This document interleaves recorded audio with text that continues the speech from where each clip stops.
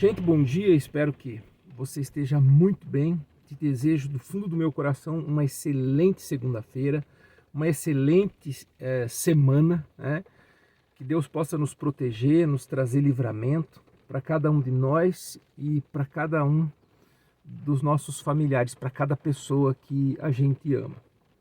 Beleza? Olha, quem está acompanhando as redes sociais, acho que já se ligou que provavelmente o assunto eleição, né, seja o principal tema aí pelos próximos 2 ou 3 meses, pelo menos, né? Tem muita coisa estranha acontecendo, né? O Brasil tá rachadão, né? Eu que tenho a oportunidade de trabalhar em uma região, ter família em outra região, visitar minha família com muita frequência, circular por cidades diferentes com muita frequência, cidades muito pequenininhas, cidades grandes, cidades de médio porte. A gente vê sabe, a gente vê uma ruptura no jeitão de pensar, no jeitão de se portar. Quero dividir com vocês uma experiência, algo que eu vi na noite de ontem. Depois da apuração, meu filho combinou com alguns amigos uma ida ao cinema, né? Acho que era 9h15 que o filme começava. E aí me pediu carona, levei o menino até o cinema. Mas, galera, vocês não imaginam a dificuldade que eu tive para chegar até o cinema. As ruas foram tomadas pelos apoiadores do atual presidente, né, Jair Messias Bolsonaro. Tomadas. Eles simplesmente fecharam o centro da cidade. E com gritos de ordem, né, palavras de ordem, gritavam palavras de ordem, acho que é assim que se diz, né? Até aí tudo bem, acho que show de bola, direito à manifestação, beleza.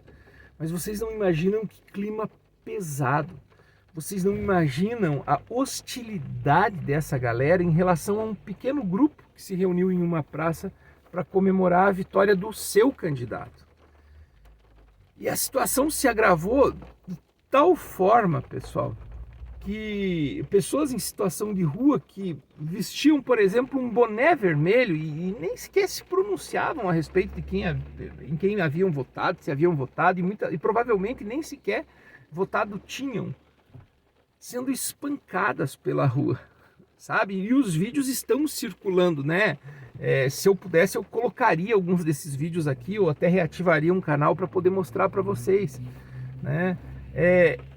Essa é a conduta padrão do bolsonarista? Eu acredito que não, né? Como vocês sabem, meus pais são acho que os principais bolsonaristas de todos os bolsonaristas do mundo, né? Minha própria mãe, né? E é uma das pessoas mais moderadas, mais inteligentes, mais, sabe, de fato uma pessoa muito especial. E com certeza não concordaria com isso. No entanto, esse movimento ele se repetiu em muitos lugares. Tem muita coisa estranha acontecendo, sabe? Eu acredito que seja a hora de pacificar, eu acredito que seja a hora das pessoas respirarem um pouquinho, né? Eu fiz uma postagem na noite de ontem perguntando qual seria o posicionamento, por exemplo, principalmente da galera mais religiosa, né? Porque afinal de contas era uma narrativa, né?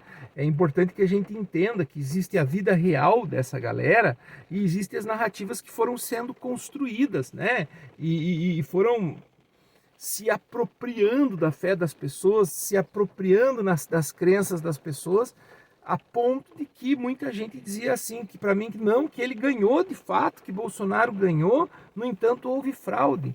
E ao mesmo tempo aí eu me questiono, pessoal, não haveria problema nenhum se ele tivesse ganhado, porque a gente sabe o quanto ele estava forte em alguns lugares, né? Principalmente nas áreas urbanas dos municípios, nas sedes onde as pessoas têm aquela vida regular, que tem sua casa, tem seu carrinho, tem seu emprego. Então era nesses núcleos, nesses centros, né, essa candidatura estava muito solidificada. O problema é que grande parte dessas pessoas imaginam né? Que o Brasil é isso, sou eu, o meu emprego, a minha vizinhança, os meus colegas, a minha vida normal, a minha vida regular, chegar na indústria em que eu trabalho, bater meu ponto, sair, pagar minhas contas, mas existe sabe, existe um mundo de pessoas nas periferias e as pessoas esquecem. Um conjunto de pessoas que não tem a sua casa montada, não tem a sua casa concluída, sabe? Moram de forma irregular, moram em ocupações, não tem emprego, não tem perspectiva, né? E esse mar de gente também foi até lá e se posicionou. Pode ser que algumas pessoas acreditem e jurem que houve fraude, sabe? Mas circule pelas periferias, tente conhecer aquele conjunto de pessoas que não tem uma vida regular. É um mar de gente, pessoal. É um mar de gente que está em sofrimento. É gente que entra num supermercado e não consegue mais comer. É gente que está vivendo à base de ossos de animais. E muitas vezes a gente não consegue perceber que essa gente existe, que esse pessoal estava em desespero, porque a nossa vida é muito regular, ela é muito protegida, sabe? Pela nossa rotina, pelo nosso cotidiano, pela rua em que a gente trafega, com o nosso asfalto ou com o pavimento, passando pelo centro da cidade, usando o transporte urbano, porque a gente tem onde chegar e de onde voltar. Mas esse mar de gente que simplesmente está alienada de absolutamente tudo que está acontecendo também se posicionou, também votou, sabe? E eu acho que a gente precisa despertar pontualmente na questão de não se permitir continuar a ser massa de manobra, né? Se o Deus que criou o céu e a terra, né, segundo alguns profetas, garantiu a vitória de Bolsonaro, esse Deus que fez o céu e a terra teria poder, sim, para assegurar de que as urnas apontassem a realidade dos fatos. Parece que não foi esse o desejo do Criador, parece que não, sabe? O grande problema, galera, é esse clima contínuo, sabe? Essa instabilidade contínua, que ninguém sabe o que vai acontecer. Ninguém sabe se o sujeito vai reconhecer a derrota. Ninguém sabe se o sujeito vai entregar, né, vai permitir uma transição de governo.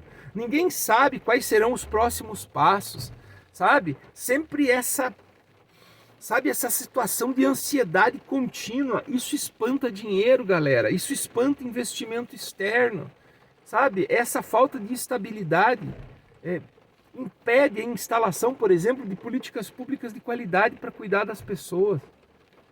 Sabe, quem sabe vale a pena respirar, as pessoas precisam começar a respirar. E quem sabe olhar para a situação e dizer, cara, será que eu posso rever algum ponto aqui do meu posicionamento?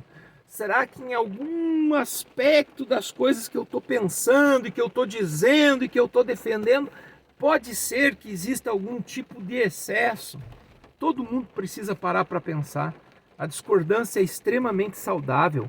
Agora, essa situação de que, se a minha opinião não prevalece, é fraude necessariamente, é estranho, galera. Parece que, eu sei que é uma sensação estranha, né? Você vê, sabe, o teu entorno, não porque vai dar 22, porque o meu entorno, eu olho para o meu entorno, todos os meus vizinhos, todos os meus amigos, né? Todas as pessoas com quem eu convivo.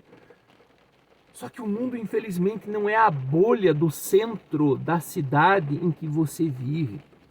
Infelizmente, existem outras camadas, existem outros grupos nessa cebola que é a nossa sociedade e muita gente estava insatisfeita. Falou? Sei lá, galera. Tô preocupado, sabe? Essa história pontualmente dessa situação que está se multiplicando, do espancamento de pessoas em situação de rua, sabe? Cara, isso me estressa pra caramba. Bom dia, até a próxima.